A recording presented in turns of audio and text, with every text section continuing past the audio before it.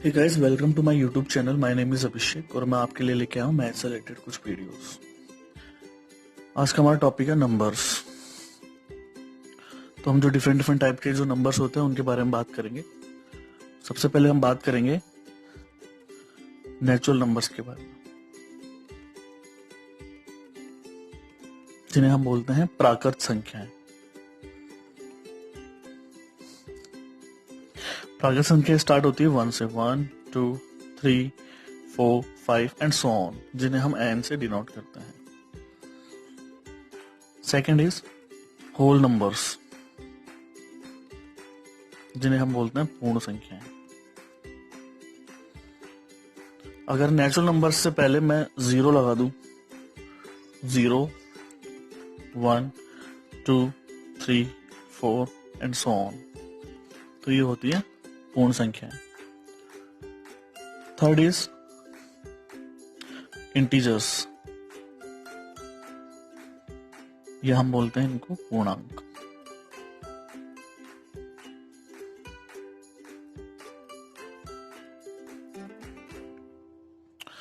पूर्णांक होते हैं जैसे जो होल नंबर्स है 0 1 2 3 4, तो ये जो सेट है इससे पहले अगर मैं नेगेटिव नंबर्स ले लूं, -1 -2 -3 -4 and so on,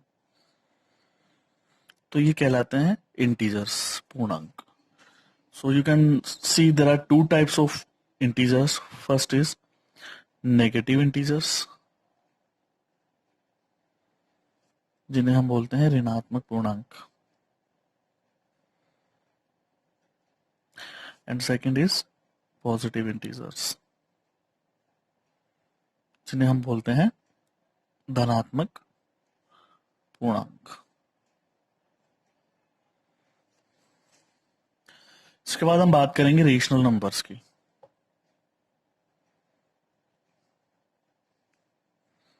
rational numbers कौन से होते हैं? इन्हें हम परिमेय संख्याएं भी बोलते हैं।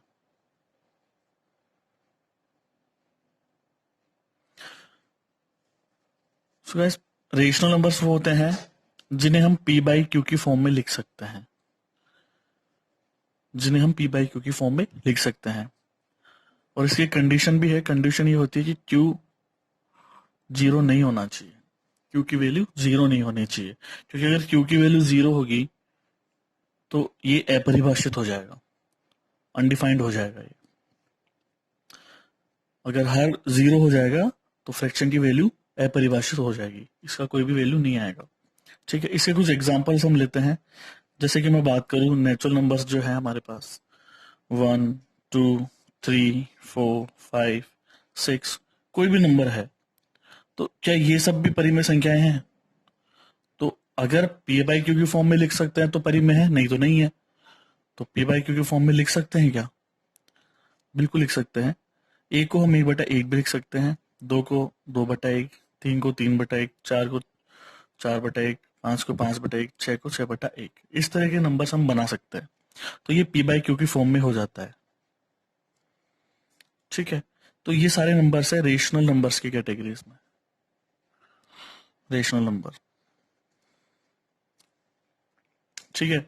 और हम एग्जांपल लें इसके 2/3, 4/7, 5/8, कोई भी फ्रैक्शन हो, ये सब रेशनल नंबर्स के एग्जांपल है। ये सब रेशनल नंबर्स के एग्जांपल है। अगर हम इंटीजर्स की बात करें, ठीक है, तो मैंने आपको बताया 1 2 3 ये सब इंटीजर्स है, इनके नीचे अगर हम 1 लगा देते हैं तो पी बाई क्यू की फॉर्म में हो जाते हैं। लेकिन अगर कोई नेगेटिव इंटीजर है तो नेगेटिव इंटीजर भी ले सकते हैं। -4, -7, -89, -102, कोई भी नंबर है, इसके नीचे भी अगर हम 1 लगा देते हैं तो ये भी रेशनल नंबर्स की कैटेगरी में आते हैं, क्योंकि पी बाई क्यू की फॉर्म में है। और जो पी बाई क्यू की फॉर्म में होने के बाद क्यू की वैल्यू इसमें 0 नहीं आ रही है। ठीक है, तो ये भी रेशनल नंबर्स होते हैं। ठीक है, अभी हम बात कर रहे थे 2/3, 4/7, 5/8, ये एग्जाम्पल्स हमने जो लिए थे। ठीक है, ये फ्रैक्शन है। ठीक है, अगर मान लो 2/3 को हम सोल्व करते हैं आगे, ठीक है, तो इसकी वैल्यू आती है 0.6। 0.6, केवल 0.6 नहीं, 0.6, 6, 6, 6 एंड सो ऑन। ठीक है, तो ये जो वैल्यू है 2/3 की, ये भी रेशनल नंबर की कैटेगरी में आती है। ये नंबर्स भी रेशनल नंबर्स होते हैं। या फिर अगर मैं नंबर लू 5/2, बहुत ही छोटा सा नंबर है, तो इसे सॉल्व करेंगे तो 2/5 हमें मिलेगा। तो ये नंबर भी जो होगा ये भी रेशनल नंबर ही होगा। तो अल्टीमेटली या तो मैं ये बोलूं कि all integers, fractions and decimals are rational numbers.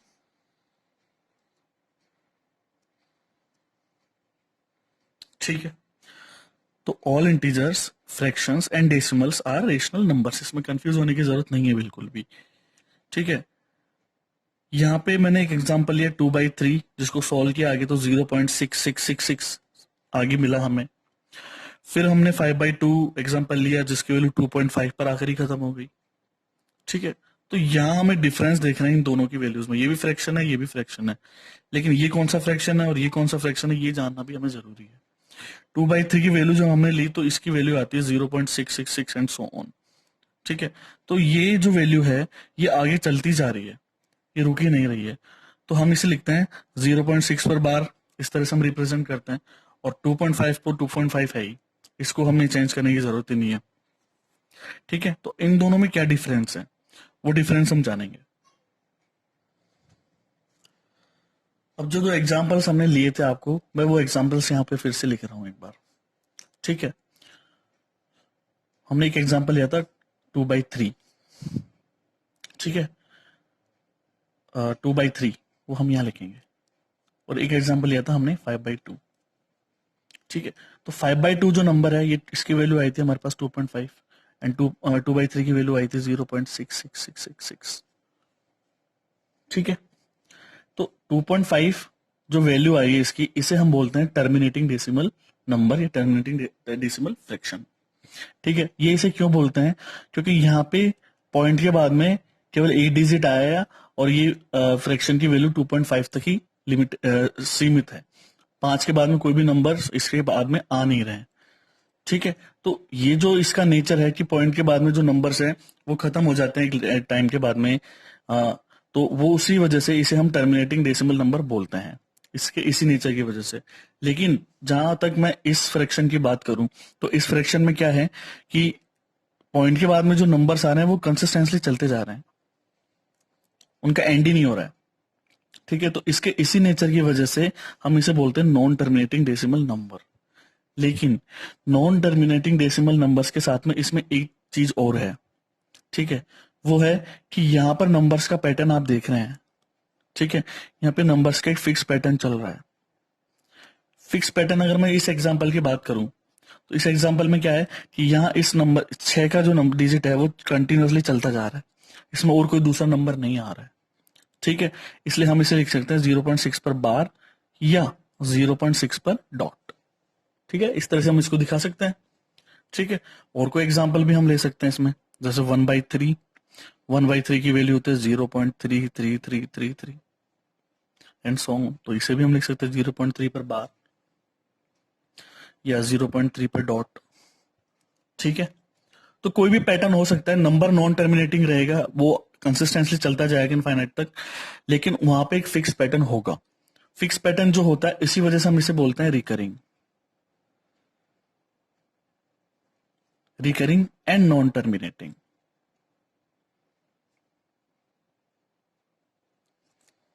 ठीक है, एक फिक्स फॉर्मेट चल रहा है, इसमें भी एक फिक्स फॉर्मेट चल रहा है। और एग्जांपल हम लेते हैं, जैसे हमने एक एग्जांपल लिया 70/9। ठीक है, हम इसे सॉल्व करते हैं 7 पॉइंट। ठीक है, 7 7 7 7 7 7, एक कंसिस्टेंटली प्रोसेस चलता ही जा रहा है। ठीक है, तो यहाँ पे भी क्या है कि ये भी कंसिस्टेंटली चलता जा रहा है, और यहाँ पे भी एक नंबर्स का फिक्स पैटर्न चल रहा है, जिसे हम 7.7 पर बार लिख सकते हैं। ठीक है, और एग्जांपल लेते हैं हम एक नॉन टर्मिनेटिंग रिकरिंग का।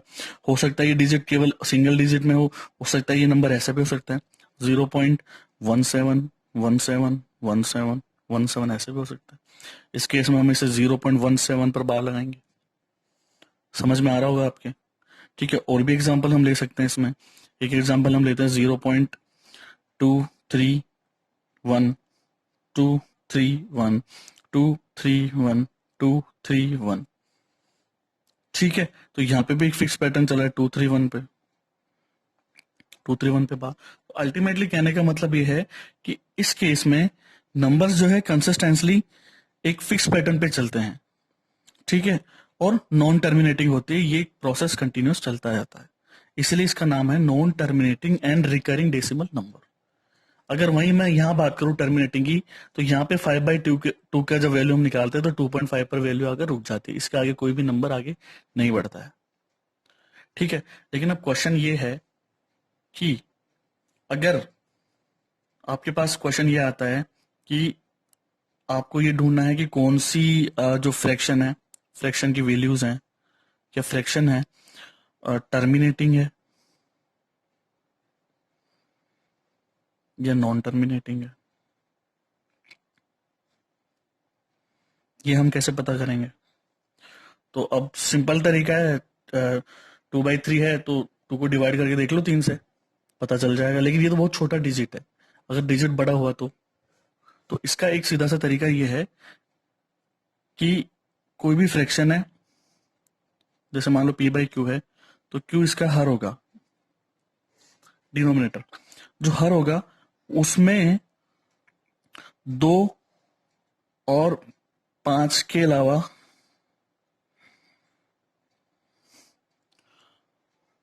कोई भी फैक्टर नहीं होना चाहिए।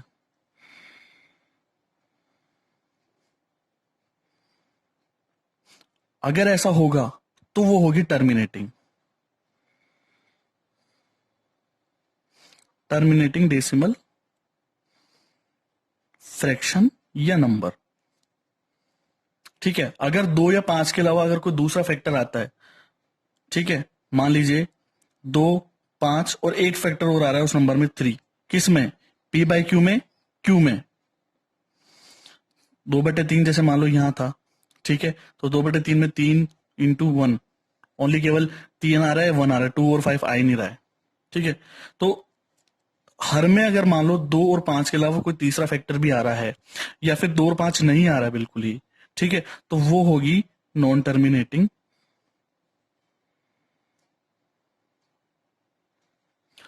And recurring decimal. ठीक है, अभी जैसे हम बात करते हैं 25/10, ठीक है, ये भी वही है। अगर हम इसे सिंपलेस्ट फॉर्म में ले जाते हैं तो 5/2 आता है। यहाँ पे एक फैक्टर आ रहा है 2 का, इसके अलावा कोई और फैक्टर आ ही ना रहा है, तो यहाँ पे 2.5 इसकी वैल्यू आ जाती है, तो ये तो हो गई टर्मिनेटिंग। ठीक है, अगर वहीं मैं बात करूं कोई दूसरा नंबर हो, जैसे एग्जांपल मैं लू 70/30, अगर हम इसे सिंपलेस्ट फॉर्म में ले जाते हैं तो ये 7/3 हो जाता है, तो यहाँ पे केवल 3 आ रहा है। या फिर अगर 70 डिवाइडेड बाई 30 करते हैं तो 30 के हम फैक्टर करते हैं 2/2 इंटू 5 इंटू 3। ठीक है, तो यहाँ पे 5 भी आ रहा है, 2 भी आ रहा है और 3 भी आ रहा है, तो ये जो फ्रैक्शन होगी 7/3 या 70/30, ये होगी नॉन टर्मिनेटिंग।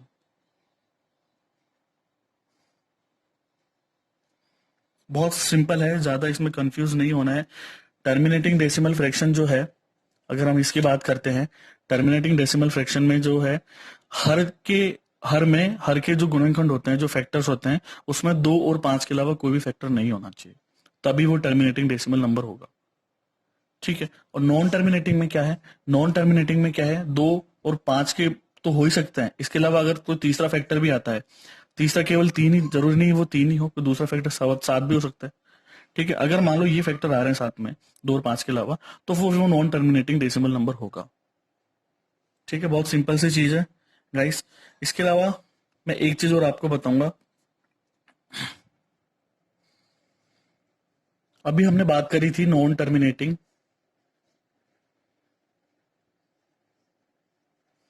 डेसिमल नंबर्स की, जिसमें बहुत सारे हमने एग्जांपल्स लिए थे, 2/3, 1/3, बहुत सिंपल सिंपल से एग्जांपल्स हैं।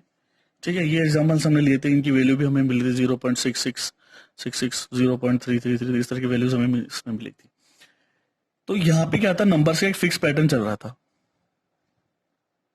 और यहाँ पे क्या था, नंबर्स का इसमें भी फिक्स पैटर्न चल रहा था, और नंबर्स जो आगे चलते जा रहे थे। लेकिन अगर मान लो नंबर्स का फिक्स पैटर्न नहीं चलता है तो ठीक है, तो हम बात करते हैं अब इरेशनल नंबर्स की।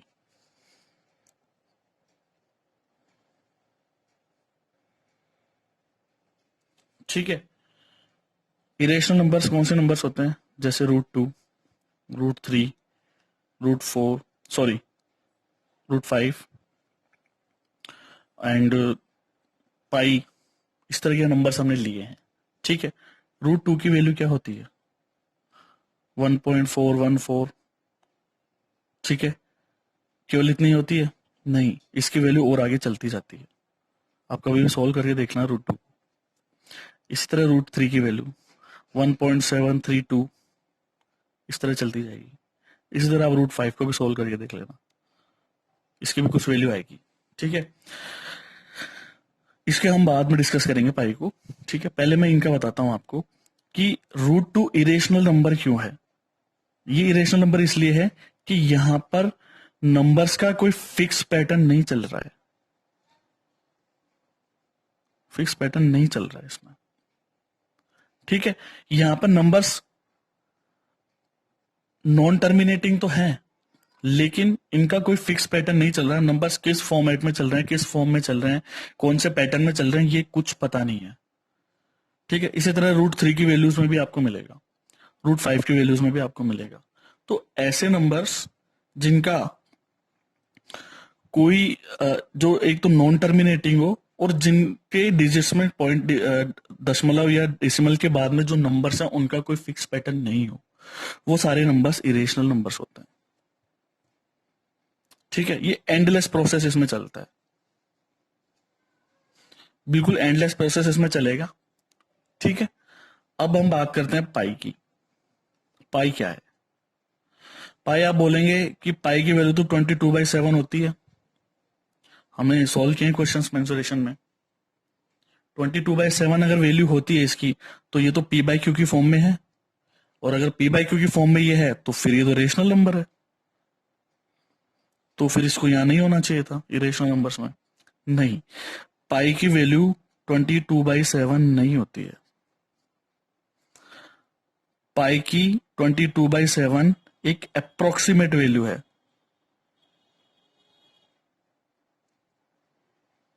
जिसे लेकर हम क्वेश्चन सोल्व करते हैं। पाई की वैल्यू भी अगर हम सोल्व करते हैं तो कई बार हम 3.14 भी लेकर रुक जाते हैं, लेकिन ये 3.14 ही नहीं है। 3.14 से ये आगे लंबा प्रोसेस चलता है बहुत इसका, जैसे √2 का चल रहा है, √3 का चल रहा है, √5 का चलता है, उसी तरह पाई का भी चल रहा है। इसलिए इरेशनल नंबर्स की कैटेगरीज में पाई को भी रखा गया। सो आई होप आपको ये वीडियो पसंद आया होगा। और एक चीज मैं इसमें और ऐड करना चाहता हूं कि हमने पढ़े रेशनल एंड इरेशनल नंबर्स। तो रेशनल और इरेशनल नंबर्स का जो ग्रुप है, ये जो पूरी कैटेगरी है, इसे ही हम रियल नंबर्स कहते हैं।